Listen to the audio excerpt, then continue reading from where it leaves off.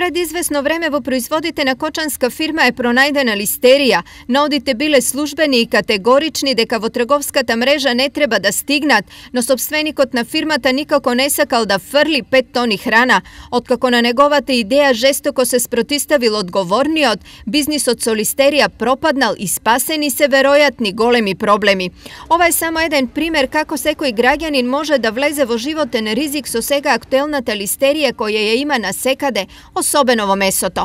Користење на небезбедно месо со поминат рок на употреба, несоодветно чување во просториите за лагерување на месото, користење некој од операторите за храна користат дори и месо набавено на црно, која ветеринар не прегледано од ветеринар, што велиме на дивана, поддрна на дрво закачено и дојде неиспрано, не е изчистено, не е искреварено добро, загадено од земјата, а во земјата се тие бактерии, што и листеријата на тие, а после го стават во преработките.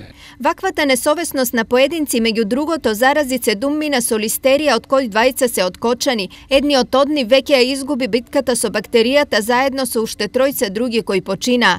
Зошто листеријата е толку опасна? Многу е патогена и дава компликации кај вулнерабилни групи.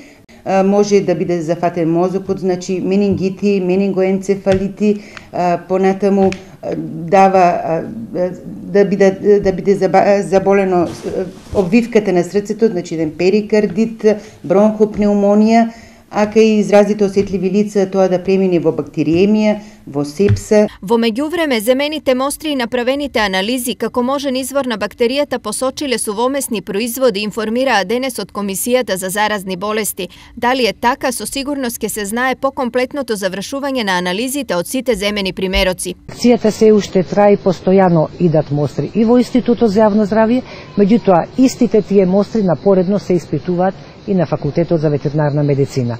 Првишните две мостри, првишно што се ставени, веќе се негативни, значи немаме позитивен резултат, меѓутоа од првите две мостри останатите се анализираат, очекуваме деновиве до петок да имаме од поголем дел од мострите анализа.